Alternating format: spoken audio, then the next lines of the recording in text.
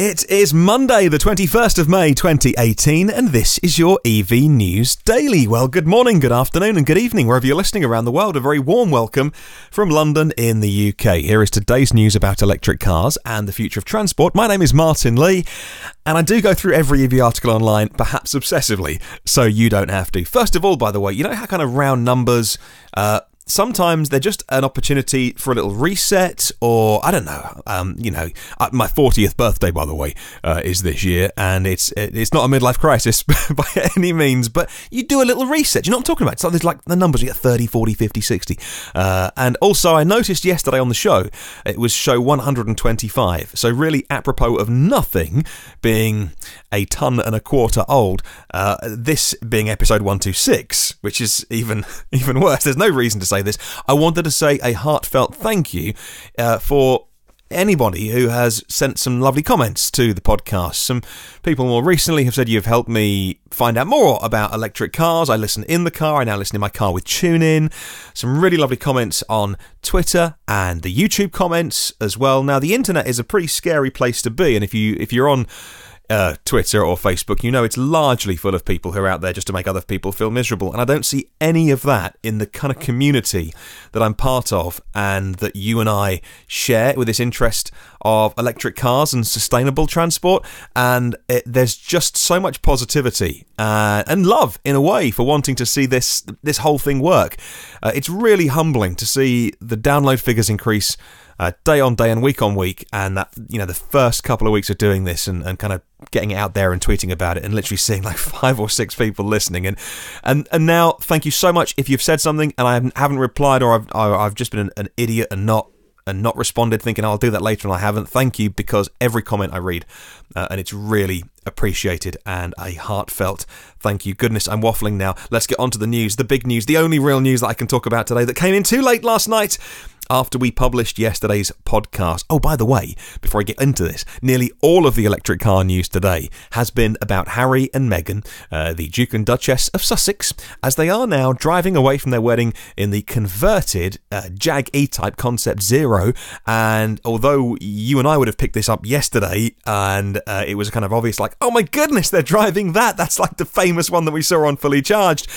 All of the other publications, once they'd got through Wedding Fever, picked up on that, and it just seemed to catch their imagination. Everything from Marie Claire, the women's magazine, to all the mainstream newspapers today, all the tech blogs, all started going, oh, hey, this wedding, the royal wedding, they drove away in an electric car. So there was nothing new to add to the story that you can't hear on yesterday's podcast, but I just thought I'd mention that it was everywhere today, and it really got people, because I think for a lot of people the idea of them driving an electric car is kind of curious, like, oh, how come it looks like a Jaguar but it's electric? Tell me more.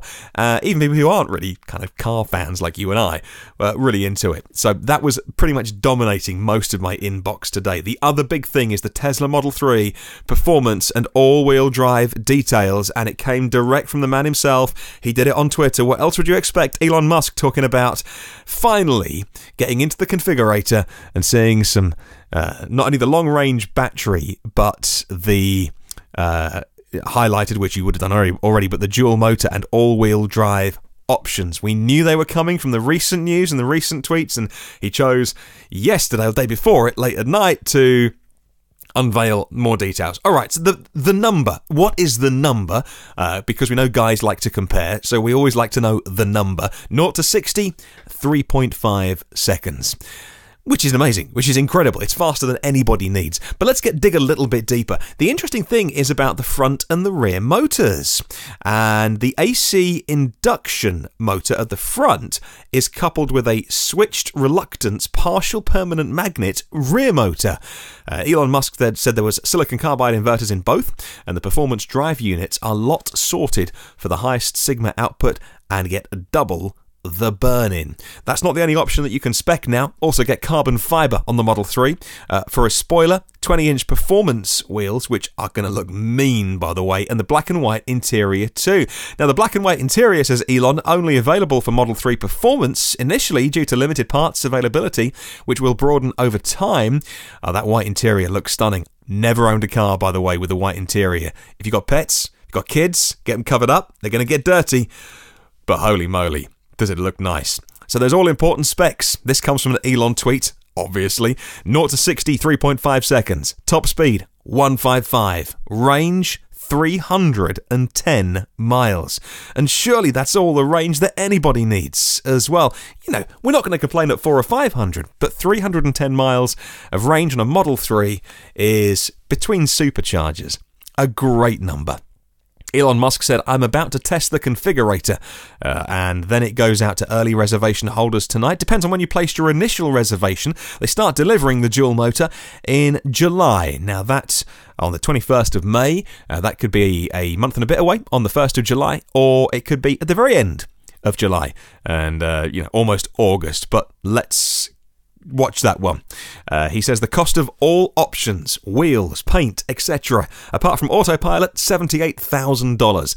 About the same as the BMW M3, but quicker by 15% with better handling, and it'll be anything in its class on track. And that's interesting, actually, because the people who I follow online, maybe you do as well, people like Ben Sullins and all those who are kind of get into the nitty-gritty of the numbers of Tesla, but with some real insight, way more than than I have. And also on Ride the Lightning as well with Ryan. I think that probably matches up really close to what he was saying, his predictions as well. You got the prediction right. Afford a moment of smugness. Also, Elon tweeted that people should be upgrading to the Model S if they want the best driving feel of any car. But the Model 3, he says, is the second best driving feel. So he's still trying to upsell you to a Model S. Well, he also said this, which I thought was an interesting response. He doesn't always engage with the haters on Twitter, but he says, a Tesla dual motor means there is a motor in the front and a motor in the rear. One is optimized for power and one for range. The car drives fine, even if one motor breaks down, and it helps ensure you make it to your destination and not stuck on the side of the road. And that's because there was a few people talking about motor failure and things like that. He went on to defend the reliability of electric motors, saying they're far more reliable than combustion engines. You need an electric motor to even start a gas engine, he says. But what about a normal dual motor all-wheel drive option? That's $5,000. Range also 310 miles. 0 to 60 is a second slower at 4.5 seconds. Top speed 140 miles an hour. That is all the performance I could possibly need.